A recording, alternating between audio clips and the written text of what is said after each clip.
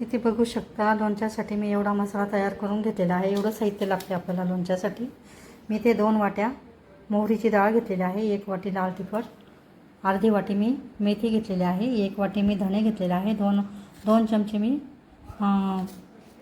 जिरे घेतलेले आहेत, मी 1 वाटी बारीक मोहरी घेतलेली आहे, अर्धी वाटी मी ते बडीशोप घेतलेले आहे, वेलदोडे आणि मोठी दालचिनी घेतलेली आहे 2 तुकडे।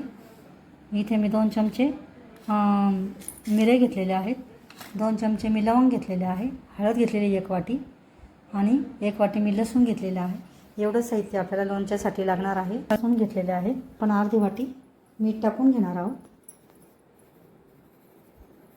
इथे बघू शकता असं छान आपल्या मसाल्याला तेल सुटलेलं आहे। एकत्र करून घ्यायचे।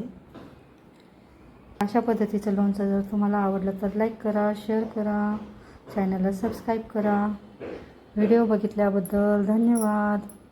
मस्त खा आणि स्वस्थ रहा। आता आपण हे